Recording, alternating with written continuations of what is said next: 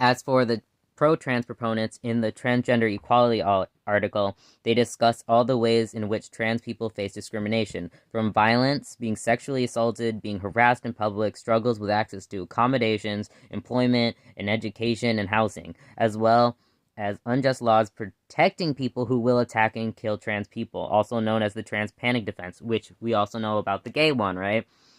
Which allows people to claim that, oh, I killed them because they're gay, I killed them because they're trans, as if that's a valid reason, which it absolutely is not, right?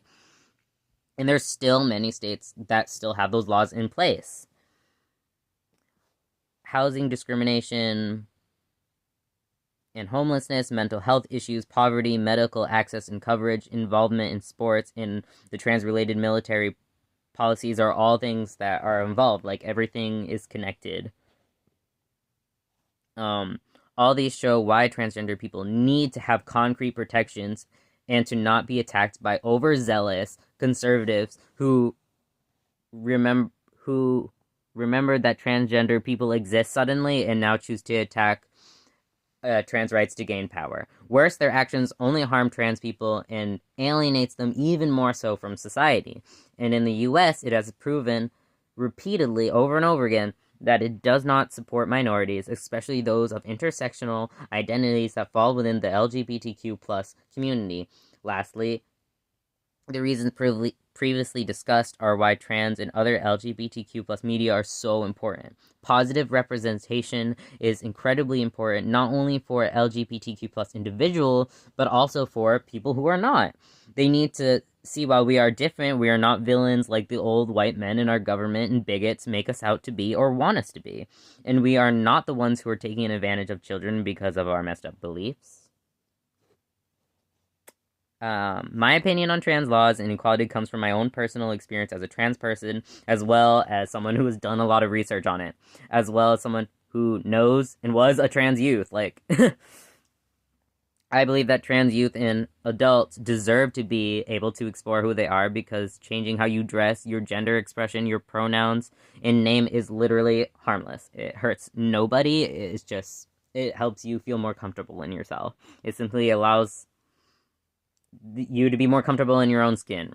And if they want to change it again, that is fine too. Like, people change all the time. That's not a bad thing.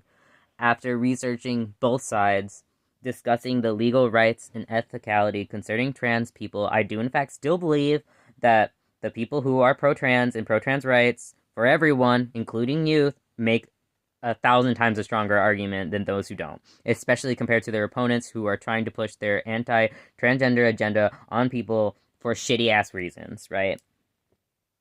For the parents and other adults who are uneducated on trans topics, they need to learn that being trans is not a negative or a terrible thing. They need to do the research because they need to protect their kids, especially as politicians are pushing it farther and farther into trying to make it illegal for us to exist, right?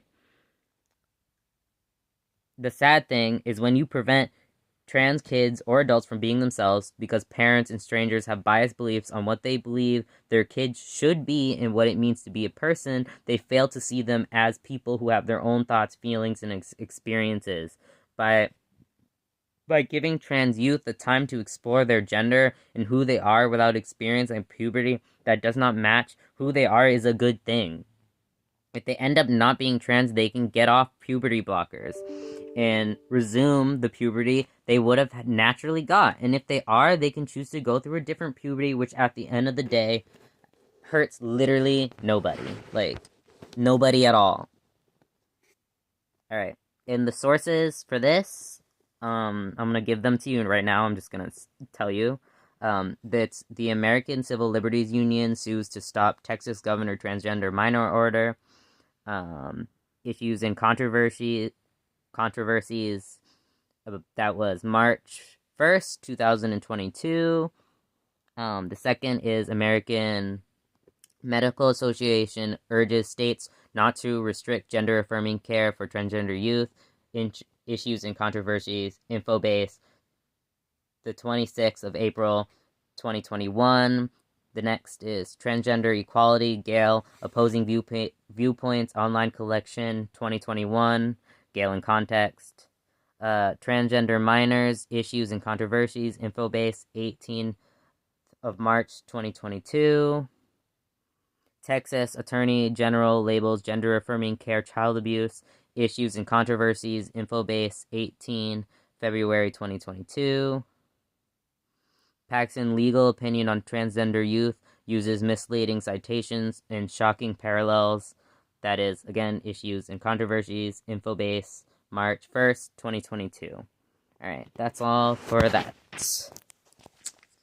Catch you later.